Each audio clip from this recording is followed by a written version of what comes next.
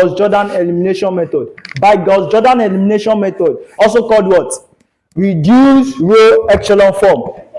Reduced row echelon form. Now, have it in mind that what you did previously, that's what you're also doing here. Nothing is changing. You're also applying same idea. The same way you got the value under this first pivot to be 0 and that of the second pivot to be 0. That's what you're also doing here, but in a reversed form. We are continuing from where we stopped, right? You know, Gauss Jordan Elimination Method means a step further of Gaussian Elimination Method. So if this is your last form of augmented form in Gaussian Elimination Method, recall that your last pivot was what? This one, and it belongs to what? It belongs to row 3. The usual one is that your first pivot will be at what? Row 1, and the number under that pivot will be what? 0, 0.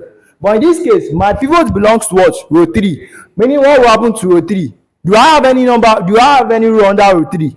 But I have rows above row 3. So meaning these rows, the number above it on that of that pivot will change to 0. And by the time you observe this augmented form of matrix, these numbers are what? 1 and 7. So you are saying 1 will change to what? 0. 7 will also change to what? 0. Using what? Your pivot, which is 1. So the question is, how do you change it? How do you manipulate it? You are saying row 2 will change, row 1 will also change. That will be what? Applying the idea of what you've done so far. This row 2 is very, very simple. I didn't know the answer.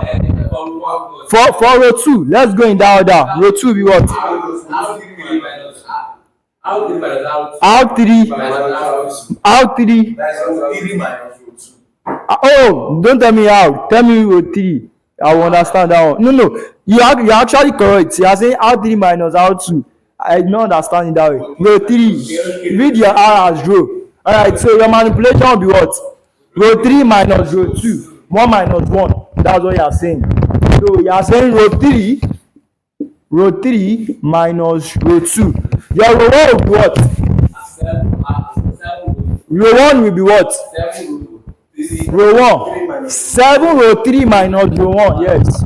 7 row 3 minus row 1. What's your next step? Write the next augmented form, solving for the one that will change and writing the one that is not going to what? Change. So doing that, what do I have?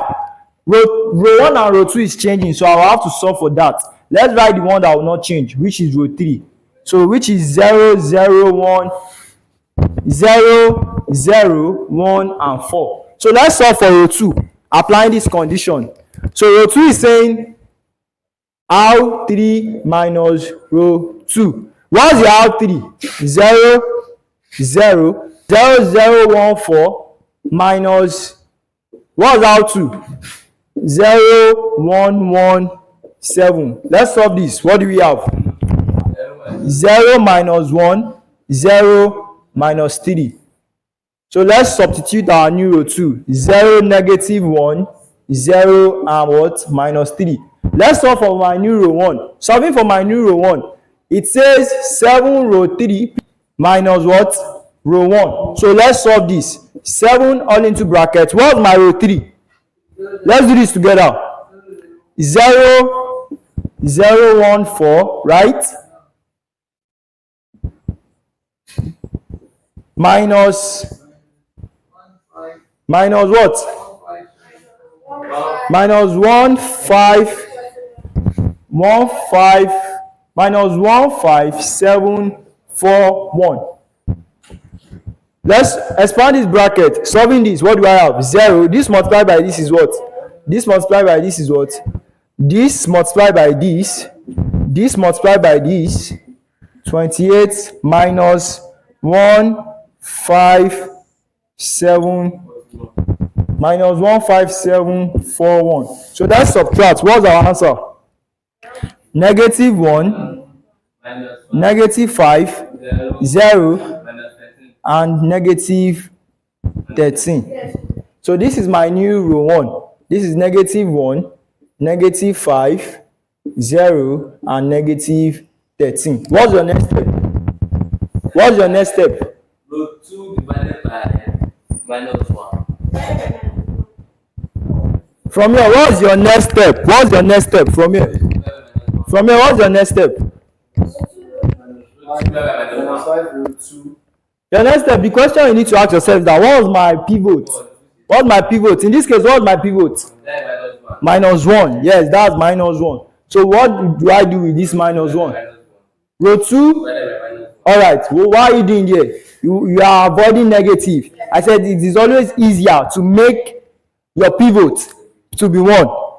So it's either you say row 2 minus 1 or you say row 2 multiplied by negative 1. Right? So I'm multiplying my row 2 by negative 1. Multiplying row 2 by negative 1. My next augmented form of matrix, I have it as negative 1, negative 5, right? 0, 0, 1, 0, right? This is negative 13 and what? 3. Then this is what? 0, 0, 1 and 4. So in this case now, what do I do with this pivot?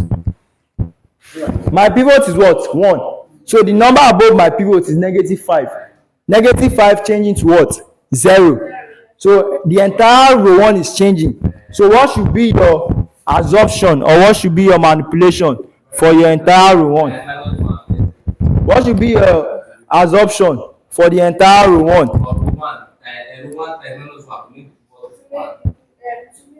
You are getting it confused. You are confusing yourself. What is your pivot in this case? Your pivot is 1. In this, look at this. Looking at this, what's your pivot here? 1. And what you did here was that after identifying your pivot is 1, the number above your pivot, you evaluated it to be what? 0, or you manipulated it to be what? 0, which is 1 and 7. And you got this, right? Now ask yourself, what is your next pivot? Where does your next pivot belongs to? Row 2, which is what? Negative 1. But you avoided minus, you multiply by negative 1. So which is still this. This guy is still the same thing as this. So the idea, what you should have done here, this is where you now apply it. So your row 2 still remain this one. And what's the idea of your pivot still remain this one?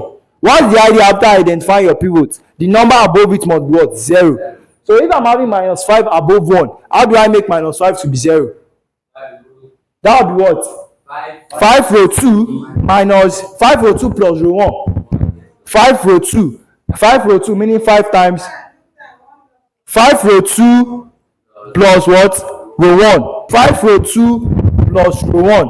So you are saying 5 row 2 plus row 1. Any question on that? Any question? No question. So let's write the next form of our augmented matrix. You writing the next form of your augmented form of matrix. Which row are you involving?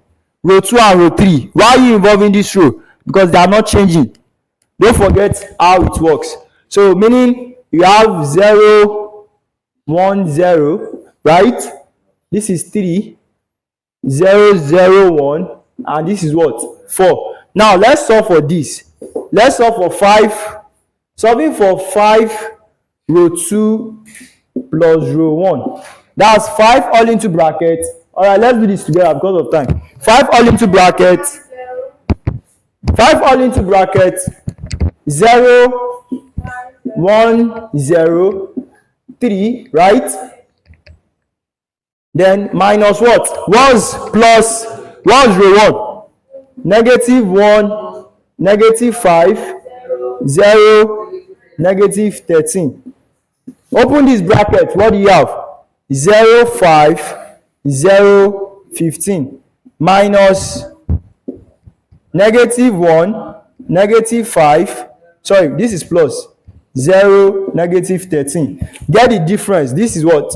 Negative 1, 0, 0, 2.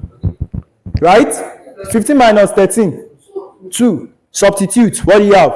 Negative 1, 0, 0, and 2. Now, up to this level, what do you do?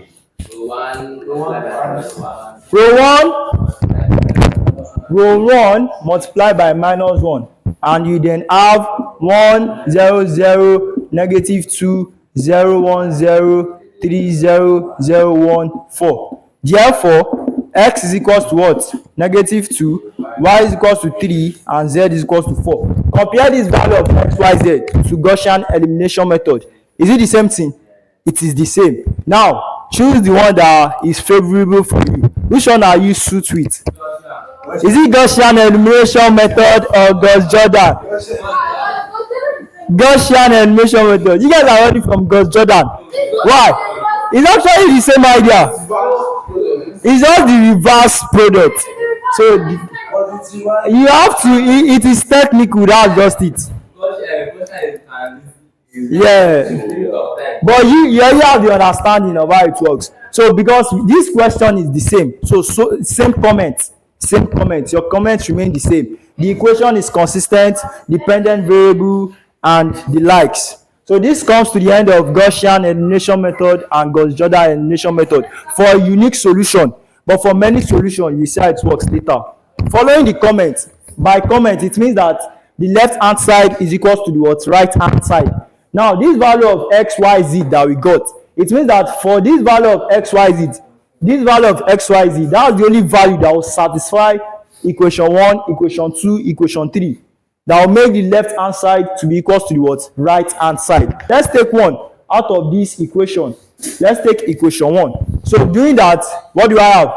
Negative 2 plus 5 all into bracket 3 plus 7 multiplying 4 equals to what? 41. This is negative 2 plus 15 plus 28 equals to 41. This will give us what? This plus this. The summation of this gives us what? 41 equals to what? 41. Therefore, the only value of x, y, z that will satisfy this system of linear equation is when x equals to negative 2, y equals to 3, and z equals to 4. So the same way we did for equation 1, do that for equation 2 and equation 3. And drop your answer in the comment section if the left hand side is equal to the right hand side. If you find this video helpful, do well to give it a thumbs up, hit the subscribe button, and I'll see you in my next video.